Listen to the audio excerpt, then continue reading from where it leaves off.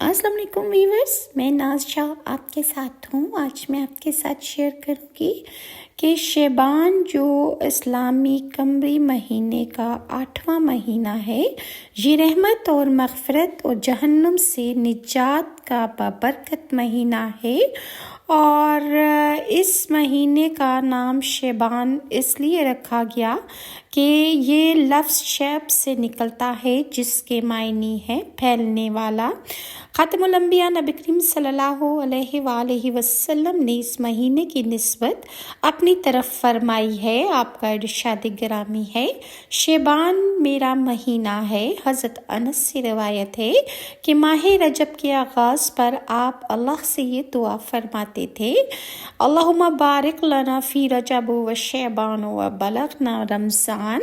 اے اللہ، رجب اور شعبان کے مہینے میں ہمارے لیے برکت پیدا فرما اور خیر و عافیت کے ساتھ ہمیں رمضان تک پہنچا دے۔ رسول اللہ نے ارشاد فرمایا کہ شعبان کی عظمت اور بزرگی دوسرے مہینوں پر اسی طرح ہے جس طرح مجھے تمام انبیاء پر عظمت اور فضیلت حاصل ہے۔ آپ کا ارشاد گرامی ہے، شعبان کا مہینہ آئے تو اپنے نفس کو رمضان کے لیے پاک کر لو۔ آپ صلی اللہ علیہ وآلہ وسلم کا ارشاد ہے کہ تمام مہینوں میں شعبان کی فضیلت ایسی ہے جیسے میری فضیلت تم لوگوں پر۔ نبی اکرم صلی اللہ علیہ وآلہ وسلم کا ارشاد گرامی ہے، شعبان میرا مہینہ ہے، رجب اللہ کا اور رمضان میری امت کا مہینہ ہے۔ آپ نے فرمایا کہ شعبان گناہوں کو مٹانے والا اور رمضان المبارک پاک کرنے والا مہینہ ہے۔ چنانچہ ماہ رمضان کی فضیلت کا اندازہ سرکار دو عالم صلی اللہ علیہ وآلہ وسلم کے اس ارشاد سے لگایا جا سکتا ہے، جس میں آپ نے ارشاد فرمایا، تمام مہینوں میں شعبان کی فضیلت ایسی ہے جیسے میری فضیلت تمام لوگوں پر ہے۔ حضرت عائشہ رضی اللہ تعالیٰ عنہ فرماتی ہیں کہ آپ صلی اللہ علیہ وآلہ وسلم کا محبوب ترین مہینہ شعبان کا تھا۔ آپ صلی اللہ علیہ وآلہ وسلم اس ماہ مبارک کے روزوں کو رمضان سے ملا دیا کرتے تھے۔ آپ صلی اللہ علیہ وسلم سے نفل روزوں سے متعلق دریافت کیا گیا تو رحمت دو عالم صلی اللہ علیہ وآلہ وسلم نے ارشاد فرمایا، رمضان کی تعظیم کے لیے شعبان کے روزے رکھنا۔ شعبان محبوب رب ذوالجلال کا مہینہ ہے اور اسی لیے اللہ تعالیٰ نے اس مہینے کی ایک شب کو شب برات قرار دیا اور گناہوں سے چھٹکارے کی رات کے ساتھ اس شب کو نزول عطائے رب بھی بنا دیا گیا۔ رسول رحمت نے فرمایا کہ اللہ تعالیٰ نے نصف شعبان یعنی 15 شعبان کی رات اپنے تمام مخلوق کی طرف توجہ خاص فرماتا ہے، مگر اس رات رحمت باری تعالیٰ ان لوگوں کی طرف توجہ نہیں فرماتا جو شرک کرتے ہوں گے، بے رحم اور شرابی ہوں گے، جو لوگ والدین کے نافرمان ہوں گے، سوائے ان لوگوں کے سب پر اللہ تعالیٰ بخشش اور عطا عام کر دیتا ہے۔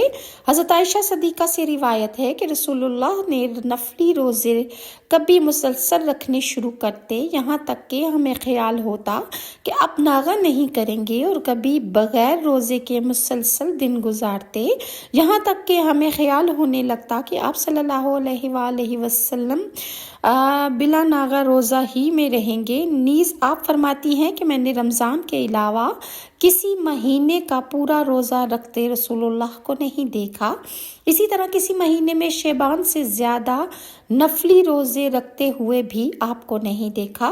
بعض روایتوں میں ہے کہ شعبان کے مہینے میں بہت کم ناغہ کرتے تھے، تقریباً پورے مہینے کے روزے رکھ لیا کرتے تھے، اور احادیث کے مطالعے سے اندازہ ہوتا ہے کہ نفلی روزوں کے سلسلے میں آپ صلی اللہ علیہ وآلہ وسلم کا کوئی لگاتار دستور یا معمول نہیں تھا، کبھی آپ مسلسل روزے رکھتے تھے اور کبھی آپ ناغہ بھی فرماتے تھے۔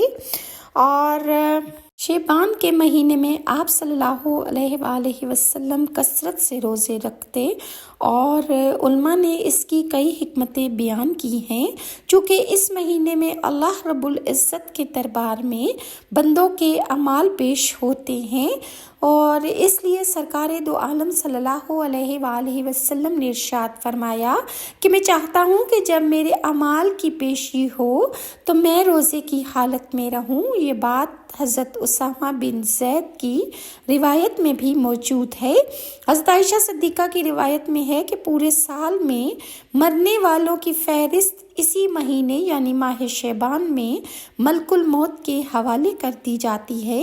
اسی لیے آپ صلی اللہ علیہ وسلم یہ چاہتے تھے کہ جب آپ صلی اللہ علیہ وسلم کی وفات کے بارے میں ملک الموت کو احکام دیے جائیں تو اس وقت آپ صلی اللہ علیہ وسلم روزے سے ہوں، اور رمضان المبارک کے قریب ہونے اور اس کے خاص انوار و برکات سے مناسبت کی وجہ سے پیدا کرنے کے لیے شوق میں آپ صلی اللہ علیہ وسلم شعبان کے مہینے میں روزے کا اہتمام کثرت سے فرماتے۔ جس طرح فرض نمازوں سے پہلے سنتیں پڑھتے، اسی طرح فرض روزوں سے پہلے بھی آپ نفلی روزے رکھا کرتے تھے، اور جس طرح فرض کے بعد سنتیں اور نفلیں پڑھتے تھے، اسی طرح رمضان کے بعد شوال میں 6 روزے رکھتے اور اس کی ترغیب بھی دیا کرتے تھے۔ حضرت اسامہ بن زید رضی اللہ عنہ فرماتے ہیں کہ میں نے رسول اللہ صلی اللہ علیہ وآلہ وسلم سے عرض کیا کہ اے اللہ کے رسول، آپ شعبان کے مہینے میں جتنے روزے رکھتے ہیں میں نے آپ کو کسی اور مہینے میں اتنے روزے رکھتے ہوئے نہیں دیکھا۔ تو آپ صلی اللہ علیہ وآلہ وسلم نے ارشاد فرمایا، یہ رجب اور رمضان کے درمیان وہ مہینہ ہے جس سے لوگ غافل ہو جاتے ہیں، اور اسی مہینے میں بارگاہ رب العالمین کے سامنے اعمال نامے لے جائے جاتے ہیں۔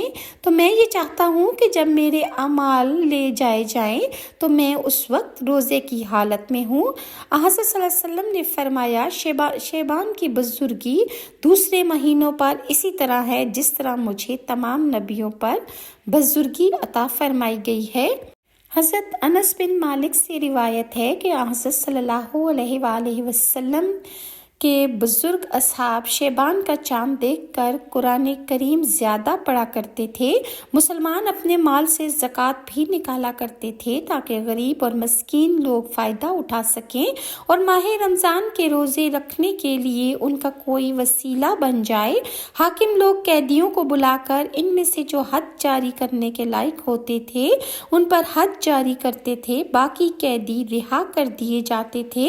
کاروباری لوگ بھی اسی ماہ میں اپنا قرض ادا کیا کرتے تھے اور دوسروں سے جو کچھ وصول کرنا ہوتا تھا وہ اسی ماہ شعبان میں وصول کر لیا کرتے تھے۔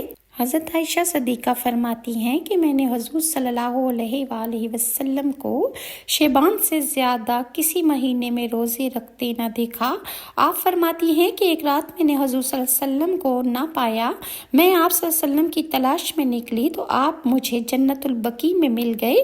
نبی کریم وہاں نے فرمایا، بے شک اللہ تعالیٰ شعبان کی 15ویں رات آسمان دنیا پر تشریف فرما ہوتے ہیں، بس قبیلہ بنی کلب کی بکریوں کے بالوں سے بھی زیادہ اللہ تعالیٰ لوگوں کو بخش دیتا ہے اس رات میں، اور شب برات میں عبادات کرنا سنت سے ثابت ہے۔ شعبان کی 15ویں رات کی یہ خصوصیت ہے کہ اس رات اللہ تعالیٰ پہلے آسمان پر جلوہ گر ہوتا ہے اور اللہ تعالیٰ اعلان فرماتا ہے کہ کوئی مغفرت کا طالب ہے کہ اس کے گناہوں کو بخش دوں، کوئی ہے مجھ سے مانگنے والا کہ اسے میں عطا کروں۔ اس وقت اللہ تعالیٰ سے جو کچھ مانگا جائے وہ ملتا ہے، وہ سب کی دعا قبول فرماتا ہے سوائے بدکار عورت اور مشرک مرد کے۔ اللہ تعالیٰ ہمیں اور آپ کو ایمان پر قائم رکھے، اور شعبان کی 15ویں رات کے علاوہ بھی ہمیں شعبان کے روزے رکھنے اور شعبان کی عبادات کرنے کی توفیق عطا فرمائے۔ اللہ تعالیٰ ہم سے وہ رکوع اور سجود کرا لے اس پاک مہینے میں کہ جو ہمارے لیے باعث سے بخشش اور نجات ہوں، اور اللہ تعالیٰ ہم سے راضی ہو جائے۔ نیکسٹ ویڈیو تک کے لیے ناز کو اجازت دیجیے۔ اللہ حافظ۔